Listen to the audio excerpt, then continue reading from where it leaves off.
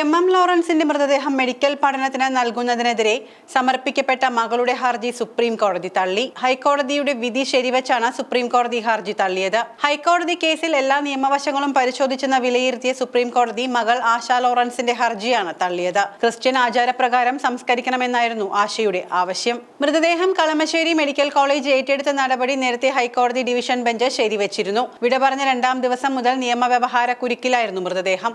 September 21-നാണ് M Lawrence അന്തരിച്ചത്.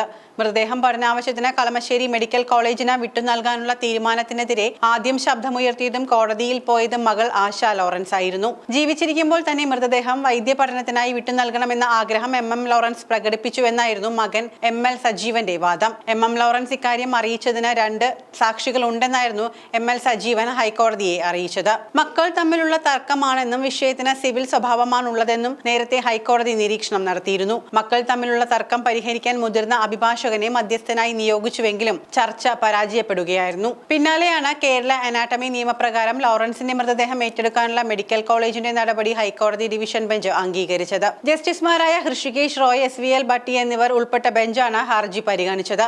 Kerala anatomy നിയമപ്രകാരം മൃതദേഹം ഏറ്റെടുത്ത എറണാകുളം സർക്കാർ മെഡിക്കൽ കോളേജിന്റെ തീരുമാനം ആദ്യം ഹൈക്കോടതി ശരിവച്ചിരുന്നു. എറണാകുളം ടൗണിൽ പൊതുദർശനം നടക്കുന്ന അതേ സമയത്ത് തന്നെയാണ് വിളിപ്പാട് അകലെ ഹൈക്കോടതിയിൽ ആശയുടെ ഹർജി പരിഗണിച്ചത്. തീരുമാനം മെഡിക്കൽ കോളേജിന് വിട്ട് ആശയുടെ ഹർജി ഹൈക്കോടതി തീർപ്പാക്കി. പിന്നാലെ 3 മക്കളെയും കേട്ടതിന് ശേഷം മൃതദേഹം പഠനാവശ്യത്തിന് ഏറ്റെടുക്കാൻ മെഡിക്കൽ കോളേജ് തീരുമാനിച്ചു. ഇതിന് പിന്നാലെയായിരുന്നു ഹർജിയും നിയമവ്യവഹാരങ്ങളും നടന്നത്. എന്നാൽ ഇപ്പോൾ FB പോസ്റ്റിലൂടെ പ്രതികരിച്ചിരിക്കുകയാണ് എം ലോറൻസിന്റെ മകൾ ആശ ലോറൻസ്. എം ലോറൻസിന് നീതി നിഷേധിക്കപ്പെട്ടു. ചതിയനായ സഖാവായ മകനെ മുൻനിർത്തി കള്ളസാക്ഷികളെ ഇറക്കി നേടിയെടുത്ത അനീതി അച്ഛനും അമ്മയ്ക്കും കൂപ്പുകൈ എന്നാണ് ആശ അല്പം മുൻപ് ഫേസ്ബുക്കിൽ കുറിച്ചത്. 17-ാം വയസ്സിൽ കമ്മ്യൂണിസ്റ്റ് പാർട്ടി അംഗമായി എറണാകുളത്ത് തൊഴിലാളി വർഗ പ്രസ്ഥാനം കെട്ടിപ്പടുക്കാൻ ഇറങ്ങിയ മുന്നണി പോരാളിയുടെ മൃതദേഹമാണ് 3.5 മാസക്കാലത്തെ നിയമ പോരാട്ടത്തിനൊടുവിൽ ഇപ്പോൾ മെഡിക്കൽ കോളേജിന് വിട്ടു നൽകാൻ തീരുമാനമായിരിക്കുന്നത്.